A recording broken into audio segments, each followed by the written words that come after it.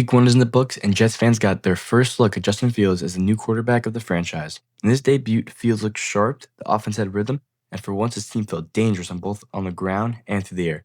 But fast forward just a week later, the excitement turned to frustration. Fields' second start was a complete contrast, disjointed, inefficient, and cut short by injury. Today we're going to walk through both of these performances, what they tell us about Fields, and how much of this is on him versus the team around him.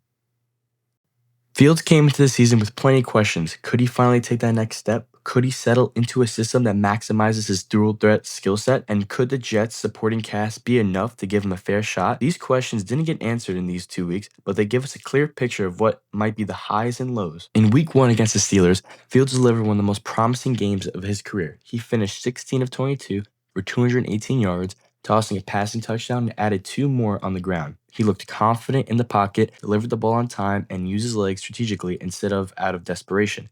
The Jets' offense, which has often been a weak point in recent seasons, looked balanced. Breece Hall racked up 107 yards on 19 carries, averaging over 5 yards a pop, which forced Pittsburgh's defense to respect that run. That balance opened up the passing game and gave Fields plenty of clean looks. Garrett Wilson made tough grabs in traffic, the line gave Fields room to operate, and for the first time in a while, the Jets' offense looked like it belonged in a shootout. Even that strong first game, there were warning signs. The Jets missed out on points with 2 failed 2-point conversions, a costly fumble on special teams helped swing momentum. The defense, which held early, eventually led Rodgers and the Steelers back into it.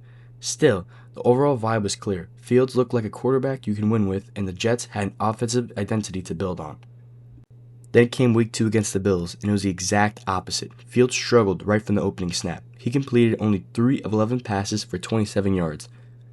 His rushing ability still showed up with 5 carries and 49 yards, but that was the only real spark he brought to the offense. He looked unsettled in the pocket, often holding the ball too long, and Buffalo's pass rush forced him into rush throws and mistakes. The offense went 3 and out multiple times, drives stalled before midfield, and the rhythm that looked so promising just a week earlier completely disappeared. To make matters worse, Fields took a big hit and left the game with a concussion, ending his night early and raising real concerns about durability going forward. Or what really stood out was how different the team looked around him compared to week 1. The offensive line was overwhelmed by the Bills' front four, giving Fields little time to set his feet. Receivers beyond Garrett Wilson struggled to separate, and even when Fields put the ball up, there weren't many easy completions to be had. The Jets' defense didn't give him much help either. Josh Allen was effective, the Bills controlled time and possession, and that put even more pressure on an already shaky Jets offense. When you put the 2 games side by side, it feels like night and day. In week 1, Fields thrived in a balanced attack with Hall chewing up yards, Wilson bailing him out on third downs, and the coaching staff calling designed runs to keep the defense off balance. In week 2, once the Bills took away and the run forced him into stray dropbacks, all of his old weaknesses came back. Inconsistent accuracy,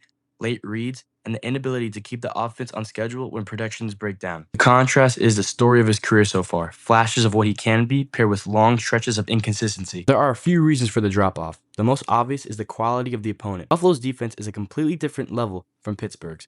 Their front 7 is disruptive, their safeties take away deep shots, and they disguise coverages that clearly threw Fields off. Another factor is the concussion. Once you take a shot like that, your decision-making and confidence in the pocket take a hit too. But it wasn't just the Bills' defense or the injury. The Jets' offensive game plan didn't seem to adjust once it was clear Buffalo was sitting on the short passes and collapsing the pocket. Fields was left running for his life with very few quick, easy throws dialed up for him to settle. It's also worth pointing out that the Jets' roster has limits. Garrett Wilson is a star. Breece Hall is a star, but beyond those 2, there aren't a ton of consistent help. Fields doesn't have the roster he truly needs to turn a broken play into a big game. But that doesn't excuse his struggles, but it shows why his margin for error is so slim. So what do you guys take away from these first 2 games?